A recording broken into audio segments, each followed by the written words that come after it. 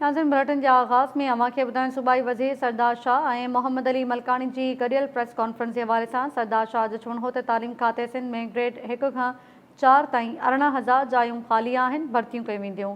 Copy खे पंजाब हथी ॾिए थो। MD के टेस्ट में ॿारनि जूं रड़ियूं निकिरी वियूं। सरदार शाह जो चवणो हो त 65,000 उस्तादनि जूं भर्तियूं मेरिट ते कयूं आहिनि। को बि असांजे उस्तादनि खे चैलेंज नथो करे सघे। सरदार शाह जो चवणो हो त यूनेस्को में उस्तादनि जो मुक़ाबिलो थियो। 50 मुल्कनि मां सिंध जी तबस्सुम नाले टीचर पहिरें नंबर ते आई।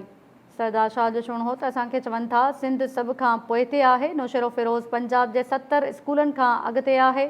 सरदार शाह पंहिंजी प्रेस कॉन्फ्रेंस में ॼाणायो त डिस्ट्रिक्ट स्कूल एजुकेशन परफॉर्मेंस पारां जारी कयल रिपोर्ट में ॼाणायो वियो त सिंध सभ खां पोइ ते आहे। गुज़िरियल 2 सालनि खां रड़ियूं करे रहिया आहियूं त सिंध जा 50% स्कूल बोर्ड सबबि तबाह थी चुका आहिनि।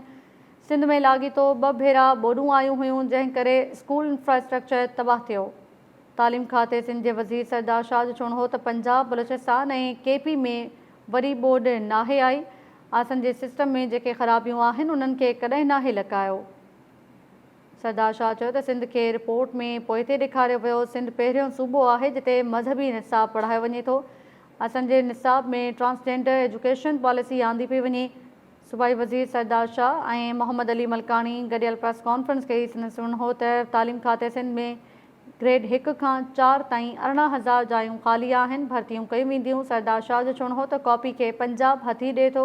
MD के टेस्ट में ॿारनि जूं रड़ियूं निकिरी वियूं। 65,000 उस्तादनि जूं भर्तियूं मेरिट ते कयूं आहिनि। को बि असांजे उस्तादनि खे चैलेंज नथो करे सघे।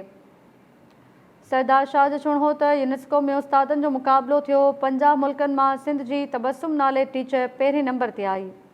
सरदार शाह जो चवणो हो त डिस्ट्रिक्ट स्कूल एजुकेशन परफॉर्मेंस पारां जारी कयल रिपोर्ट में ॼाणायो वियो त सिंध सभ खां पोइ ते आहे। गुज़िरियल 2 सालनि खां रड़ियूं करे रहिया आहियूं त सिंध जा 50% स्कूल बोर्ड सबबि तबाह थी चुका आहिनि।